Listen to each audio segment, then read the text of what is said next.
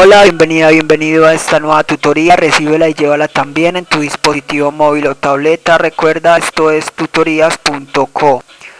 Comillas.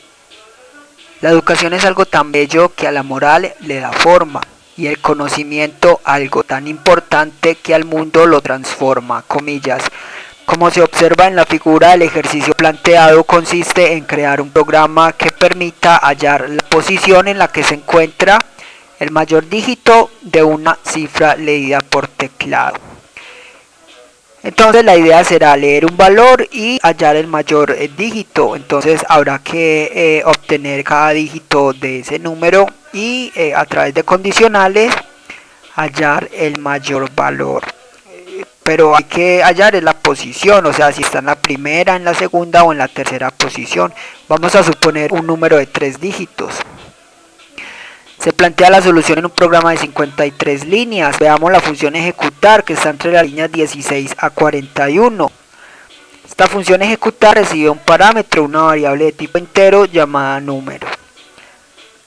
Entonces aquí vemos que la función ejecutar número 1, número 2 y número 3 va a obtener cada dígito.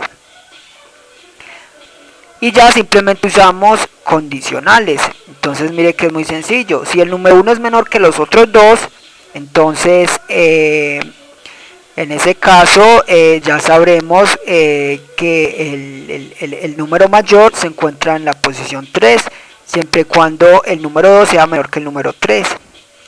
Y si no, el número mayor se encuentra en la posición 2. Luego hacemos el segundo descarte en la línea 28. Si el número 2 es menor que los otros dos, ya vamos a ver dónde está la mayor posición entre el número 1 y el número 3. Vemos que usamos otra condicional. Y si no, es porque el menor es el número 3, y en ese caso hacemos la comparación entre el número 1 y el número 2, línea 36, para saber en qué posición está el mayor valor.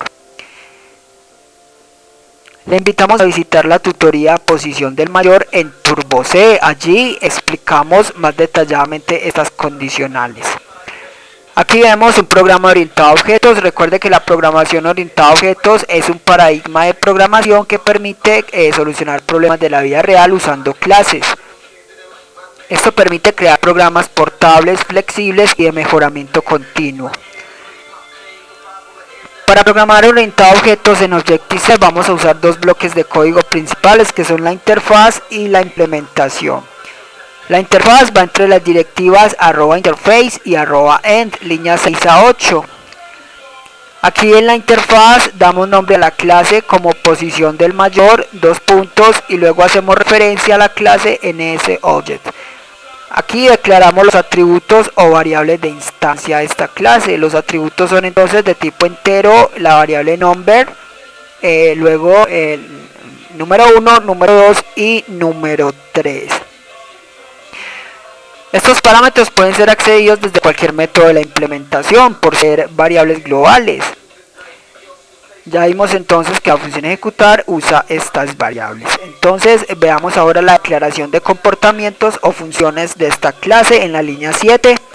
Para declarar funciones, primero indicamos el nivel del método, con menos indicamos que es un método de instancia, luego el tipo de dato que retorna, void para retornos vacíos, luego el nombre de la función, en este caso ejecutar, dos puntos, y los parámetros que recibe. Esta función ejecutar solo recibe un parámetro de tipo entero.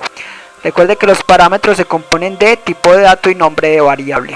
Los parámetros irán separados con dos puntos.